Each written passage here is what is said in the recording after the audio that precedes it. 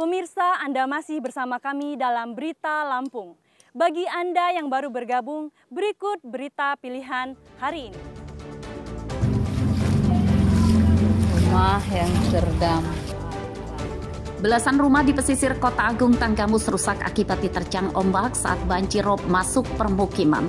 Puluhan keluarga mengungsi.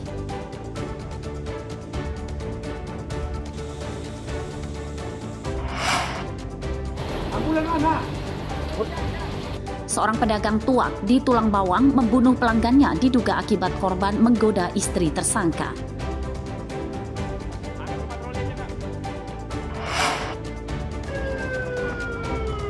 Sebuah motor yang sedang dikendarai pemiliknya di Tanggamus meledak hingga ludes terbakar.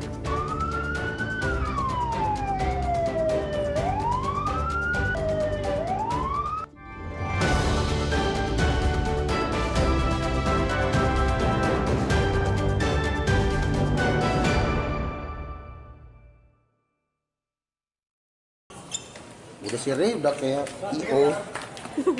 Dukun cabul berinisial FZ umur 37 tahun ditangkap di rumahnya di Kecamatan Tanjung Karang Barat, Bandar Lampung pada Sabtu siang.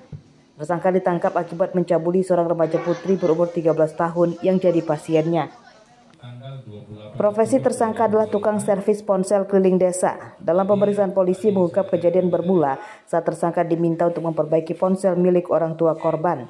Saat ngobrol tersebut, tersangka mengatakan kepada orang tua korban bahwa putrinya dirasuki roh halus dan tersangka berdalih bisa mengobatinya namun korban harus dibawa ke rumahnya.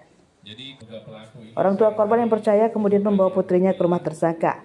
Pencabulan terjadi saat tersangka alih-alih melakukan ritual mengobati korban. Menyampaikan kepada bapaknya korban bahwa anaknya diikuti atau kemasukan sama roh halus, jadi perlu diobati. Nah, sehingga kalau mau mengobati datang ke rumahnya. Kemudian datanglah bapaknya ini pada sekitar hari Sabtu tanggal 25 Oktober sekitar jam 9. Korban anak bersama pelapor bapaknya datang ke rumah tersangka ini dengan maksud untuk mengobati anaknya tadi. Modus operandinya ini adalah pelaku berpura-pura bisa mengobati anak, kemudian dalam pengobatan itu yang bersangkutan ini kemudian meremas, mohon maaf, payudara dan kemudian menghisap sampai anak ini kemudian merasakan sakit. Peralatan ritual perdukunan, pakaian dan hasil visum korban dari rumah sakit disita polisi sebagai barang bukti. Akibat perbuatannya, tersangka dukun cabul terancam 15 tahun penjara. Rabi Lasto melaporkan dari Bandar Lampung.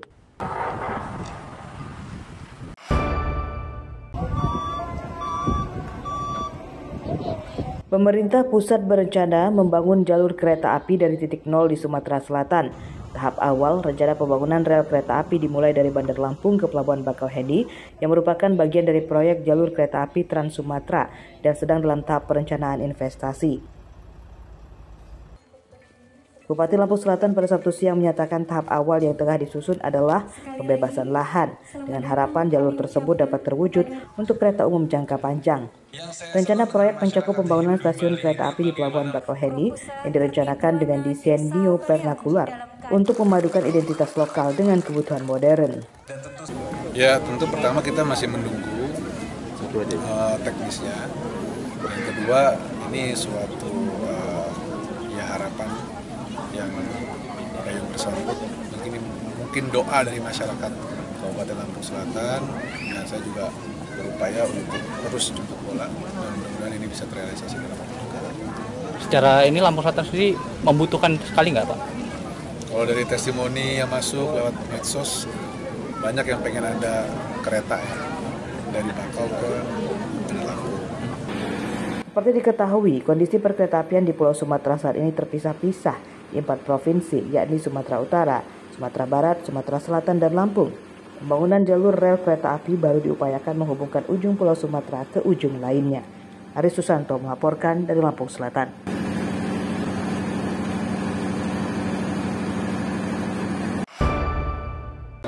Maka diharapkan anak-anak Upaya perbaikan kualitas penyediaan makanan bergizi gratis atau MBG terus dilakukan oleh petugas Badan Gizi Nasional atau BGN. Sabtu pagi, petugas Badan Gizi Nasional menggelar bimbingan teknis atau BIMTEK yang diikuti oleh ratusan satuan pelayanan pemenuhan gizi atau SPPG atau pengelola dapur MBG.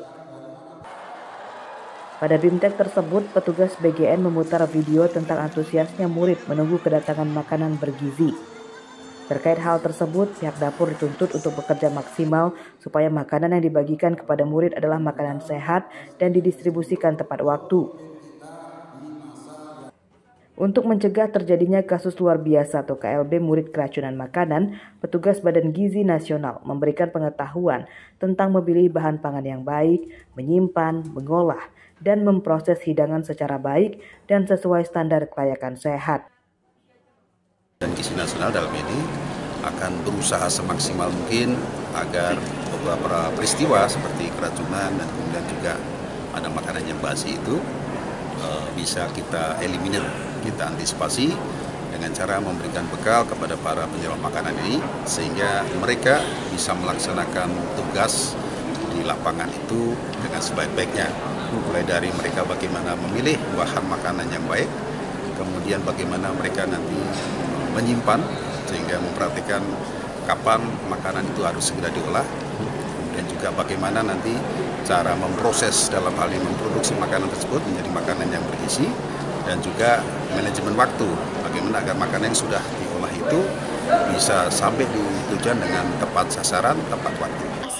Mingguan, setiap 2 minggu sekali, kemudian evaluasi bulanan, dan dari dapur saya sendiri, saya ada seperti pamflet untuk selalu diingat oleh relawan.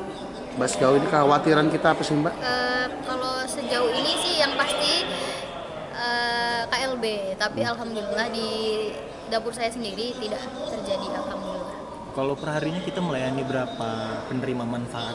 Oh, kalau dari dapur saya ada 3.328 penerima manfaat, terdiri dari TK, SD, dan SMA. Ada menu favorit dari penerima manfaat nggak sih? Ada.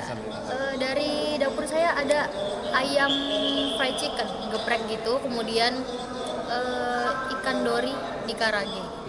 Dari data Badan Gizi Nasional sejak September 2025, Lampung termasuk daerah dengan akselerasi tercepat dalam penyiapan dapur MBG di Pulau Sumatera. Dari target yang ditetapkan, Provinsi Lampung sudah mencapai 82% atau 330 unit dapur yang sudah beroperasi di 15 kabupaten kota. Sementara untuk dapur masih dalam pembangunan atau persiapan, maka dituntut lebih cepat supaya segera beroperasi dan pendistribusian makanan bergizi kepada murid bisa merata. Nabila Stom melaporkan dari Bandar Lampung.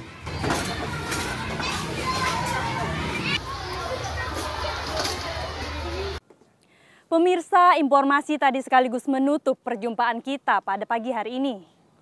Saya Ine Hermayani beserta seluruh redaksi yang bertugas berterima kasih. Selamat beraktivitas kembali. Sampai jumpa.